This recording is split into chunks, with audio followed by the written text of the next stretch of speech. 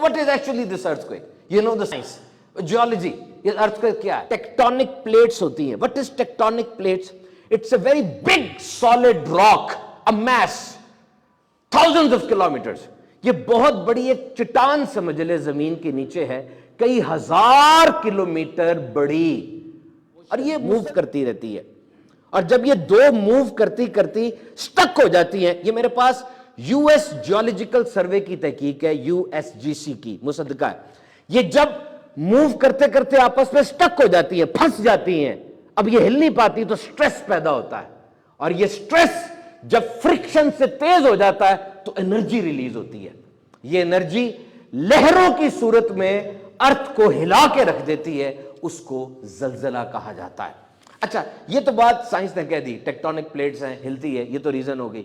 वो उस वक्त क्यों खास हिलती हैं, उस जगह पर क्यों हिलती हैं, कब तक हिलती हैं, मुसलसल हिलती क्यों नहीं रहती?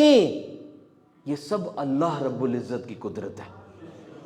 All these parameters are under the control of omnipotent Allah. जलजले का मरकज क्या है, एपिसेंटर क्या है, बताया जा सकता है. जलजले की शिद्दत क्या है, 7.2 बताया जा सकता है. जलजले की गहराई क्या है, बताया जा सकता है. लेकिन साबित कर दो, कोई साइंस ये बता दे जलजला कब आएगा. No science can predict and avert. Science नहीं बता सकती जलजला कब आएगा. साइंस ने बता तो दिया कि टेक्टोनिक प्लेट्स की ये मूवमेंट है, लेकिन इस्लाम बताता है कि क्या करोगे तो जलजले नहीं आएंगे. ये इस्लाम बताता है ना, क्या करोगे तो जलजले नहीं आएंगे. These guidance are from Islam. जलजलों की तारीख बड़ी पुरानी है. सबसे पहला जलजला हजरत आदम अलैहिस्सलाम के दौर में आया था, जब काबील ने हाबील को हलाक किया था. जमीन कांपी थी, 7 दिन तक जमीन पे जलजला रहा था. और फिर जब हजरत इब्राहिम अलैहिस्सलाम ने हजरत इस्माइल अलैहिस्सलाम को ज़बह किया, चट्टान पे लिटाया, जलजला आया था. अर्श और कुर्सी हिल गए थे. आसमान पर ये जो सूरज है ये अपनी जगह से हिल गया था और आसमान सुर्ख हो गया था. और फरिश्तों ने अर्ज की थी, अगर अल्लाह किसी को अपना खलील बनाता तो इनको बनाता. और अल्लाह ताला ने हज़रत इब्राहिम अलैहिस्सलाम को अपना खलील बना लिया. हज़रत सालेह अलैहिस्सलाम की कौम पे भी जलजला आया था. उन्होंने उस ऊंटनी को मार दिया था, उस ऊंटनी को जो निशानी थी, जलजला आया. शुएब अलैहिस्सलाम की कौम पे जलजला आया. ये नाप तोल में कमी करते थे, हक पूरा नहीं देते थे, जलजला आया इनके ऊपर. हक पूरा दो. असहाबे फील के ऊपर जो काबा गिराने के लिए आया था, उसमें भी जलजला आया था. और एक जलजला तब आया, उमर फारूक आजम के दौर में भी जलजला आया. जमीन कांपी, उमर फारूक आजम ने दुर्रा निकाल के जमीन को मारा और कहा, क्यों हिलती है, क्या उमर ने तेरे पे अदल नहीं किया?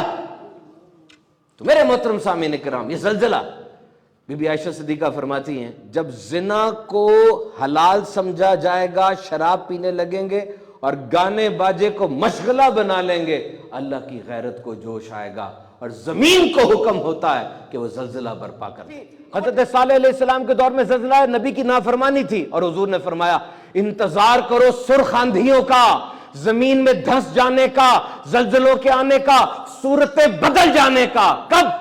जब ज़कात को तावान समझा जाएगा, जब बंदा अपनी बीवी की इताअत करेगा, मां को छोड़ेगा, जब लड़का अपने दोस्त की बात मानेगा, बाप की बात नहीं मानेगा, जब गाने बाजों की कसरत हो जाएगी, जब शराब आम हो जाएगा, जब मस्जिदों में शोर होगा, जब इमानत दबा ली जाएगी, जब बाद में आने वाले पहले वालों को बुरा भला कहेंगे. जलजला हमें कितना बड़ा सबक देकर जाता है.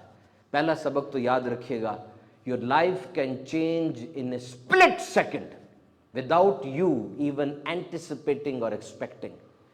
एक सेकंड में आपकी जिंदगी बिल्कुल बदल सकती है, अंदाजा भी नहीं है, कयास और गुमान भी नहीं है.